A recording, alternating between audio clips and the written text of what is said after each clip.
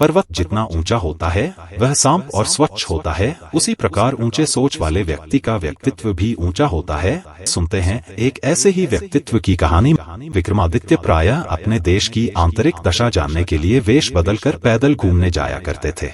एक दिन घूमते घूमते एक नगर में पहुंचे। वहां का रास्ता उन्हें मालूम नहीं था। राजा रास्ता पूछने के लिए किसी व्यक्ति की तलाश में आगे बढ़े।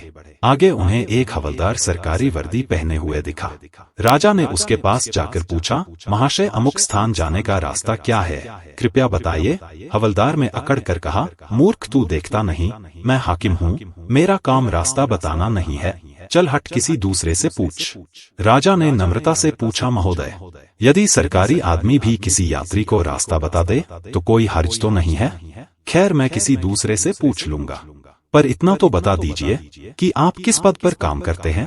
हवलदार ने भौहें चढ़ाते हुए कहा, अंधा है क्या तू, मेरी वर्दी को देखकर पहचानता नहीं कि मैं कौन हूँ? राजा ने कहा, शायद आप पुलिस के सिपाही हैं।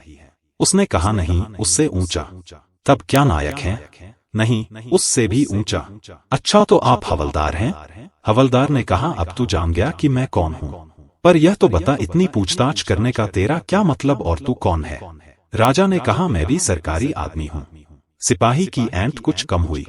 उसने पूछा, क्या तुम नायक हो? राजा ने कहा, नहीं, उससे ऊंचा। तब क्या आप हवलदार हैं? नहीं, उससे भी ऊंचा। तो क्या दरोगा है? उससे भी ऊंचा। हवलदार ने कहा, तो क्या आप कप्तान हैं? नमो। राजा ने कहा, नहीं, उससे भी ऊंचा। सूबेदार जी हैं? नहीं, उससे भी ऊंचा। अब तो हवलदार घबराने लगा। उसने पूछा, तब आप मंत्री जी हैं? राजा ने कहा, भाई बस एक सीढ़ी और बाकी रह गई है। सिपाही ने गौर से देखा तो शादी पोशाक में महाराजा विक्रमादित्य सामने खड़े हैं। हवलदार के होश उड़ गए। वह गिड़गिड़ाता हुआ राजा के पांव पर गिर पड़ा और बड़ी दीनता से अपने अपराध की माफी मांगने लगा। राजा ने कहा, माफी मांगने की कोई बात नहीं है, मैं जानता हूं कि जो जितने नीचे है वह उतने ही अकड़ते हैं। जब तुम बड़े पद पर कार्य करोगे तो मेरी तरह तुम भी नम्रता का बर्ताव सीखोगे। जो जितना ही ऊंचे पद होता है वह उतना ही सहनशील एवं नम्र होता है, और जो जितना नीचे पद पर होता है वह उतना ही ऐंठा रहता है।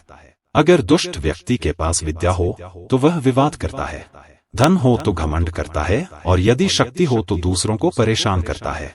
वहीं साधु प्रकृति का व्यक्ति विद्या ज्ञान देने में, धन दान देने में और शक्ति दूसरों की रक्षा करने में खर्च करता है।